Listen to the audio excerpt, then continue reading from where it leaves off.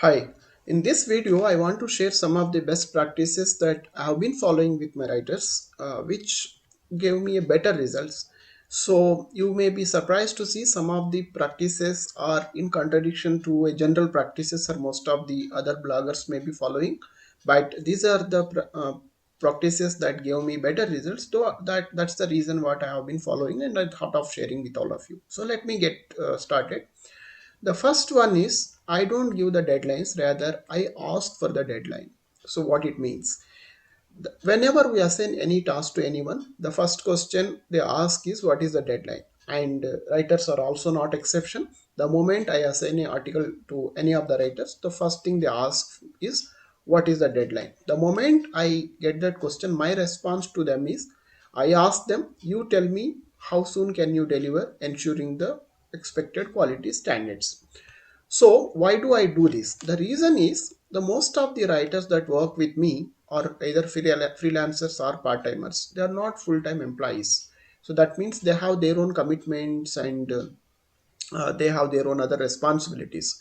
So what I tell them is, you know better about your schedule, your commitments, your responsibilities, and time available to yourself. So considering all those aspects, you give me a deadline when you can deliver my content with the best quality possible, so that I cannot compromise on the quality. We can work out on the schedule little bit here and there. So when I provide that kind of a guideline, normally writers will think and then come back with a timeline, and most more often than not they honor it. So what why I do this is, initially in some of the, not only initially, now and then it happens, when I give the deadline, that becomes an excuse for sometimes for the compromised quality. Not always, sometimes when I provide some review comments to the writers about quality, lack of quality and all that, I found that some of the writers came back with an excuse that they didn't have enough time. I just wanted to take out that equation from the quality process.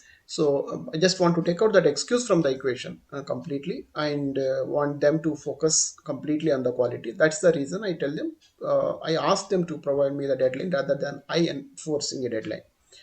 The second one is the word count. This is the second most asked question by any of the writers when you assign an article to them. So after deadline, they immediately asked what is the expected word count. So in the initial list, I used to give this particular word count target, but then I start giving any kind of a word count, head count, word count target. So rather, what I tell them is write as much as the content, the article required to match or to satisfy user content, user intent. So neither write any filler content, any irrelevant content just to increase the word count, nor exclude any important or relevant content just because article already got so much of word count. So follow this guideline and try to produce the best quality content possible. I will take it even if it is 1,000 word. I will take it even if it is a 10,000 word. So don't worry about it. Focus on quality. So this gives it some kind of a flexibility, freedom to them, not to worry too much about either about the artificial word count target, and then they can focus on whatever may be the details that they can find out through their research. That's the second practice that I have been following. And the third one is flexible with headings and structure. Normally, when I assign any article, I normally provide them the detailed structure of the article also. I just don't throw the article topic. Along with the article topic, I create all the subheadings, all the headings, and also for each of the heading, if there is any additional commentary required, I provide them in the brief. I created if 4 or 5 video series as part of playlist in one of the playlist called How to Write an Article. Please go and check it out. There I provided some of the examples also how I create the article structure. I even now improvised a lot on that. Probably down the line I may add few more videos with my latest versions of the article structure, but that will give you a good idea to you if you have not watched that. So what I tell when I assign an article, assign a task, I provide them all these details to them. This is the title, this is the structure. But however, I tell them during your research, in case if you find any additional headings to be added, or if you feel like some of the headings that are provided or doesn't make sense with respect to that main topic, or if you feel like merging some of the headings will make more sense for the given topic, please go ahead and do that.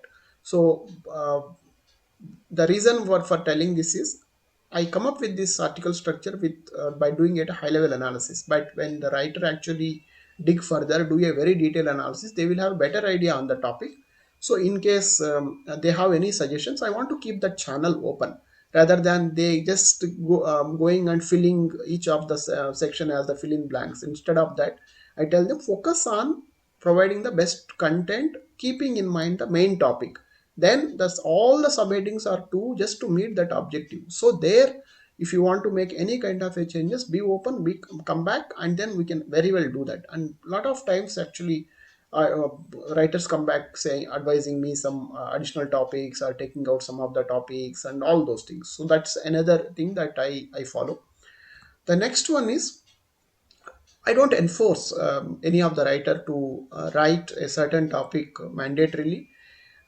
I ask them if they are comfortable, go ahead and write it. If they are not comfortable, well and good. I take back that topic and then I give them another alternate. So most of the times they do take it, but in some cases, after their initial analysis, they come back and tell me that they are not able to find enough of content related to that, and they are finding it difficult to write. In those cases, I don't force them. So I keep that channel open so that writer feels comfortable and know that if they are not confident of producing high quality content, they can always come back to me and say that they can't write for the topic. If I enforce, then even though there is no quality content available, or even though they can't produce quality content, they just go ahead and write something. This also happened to me in the early days. Some of the writers, when I was reviewing, when the quality was so low, then I asked them, why did you do like this? Then the answer was there was no much content to refer and all that. So whatever they were able to identify, they just compiled it. Then I advise them, so don't do that. If you are not comfortable, or if you are not confident, if you're not doing justification to the topic, don't write it, come back to me, I will give an alternate topic. This is another thing that I follow.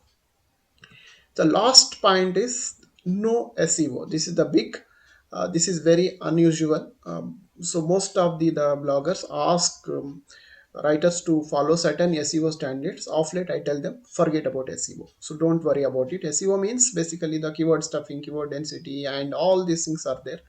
So whatever the main topic keyword that you pick it up, for example, like the natural way of getting rid of xxx, if that is the keyword, you basically use it in certain times and you try to push stuff it in various places. All these things are basically the on-page SEO practices, but I consider them as the old school practices. Of late, the Google algorithm or Google has become so intelligent that they are now able to identify the holistically the relevance of the topic to the query rather than looking at each of these attributes. Yes, the basic minimal adherence of some of these things is required, but that I can very well take care while doing the final review. So I just don't want writers to think about all these things. I tell them, don't worry about it. Don't think about any of the keyword stuffing, keyword densities, or any of the SEO aspects. Just write naturally, use natural flow, and focus on the topics and subtopics and provide the best content.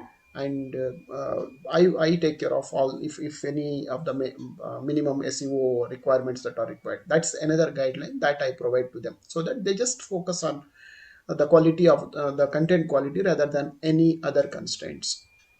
So these are the some of the things that I follow. And overall, apart from this, one common guideline that I provide is the main objective is meeting the user intent. That means whoever is searching for a certain query, if they land on our website, considering all the content that I provided, all subheadings we provided, all headings we provided, so if that satisfies us, provides the necessary information to the user, we met our objective. Keeping that in mind, write your content. All other things are only to support that objective. That's the main input or guideline that I provide. So accordingly, they have been doing their best. So these are the things that have been working well for me. So I thought of sharing with all of you. If you have any specific questions, please do ask in the comment section. So that's all for today. Thank you for your time. Bye.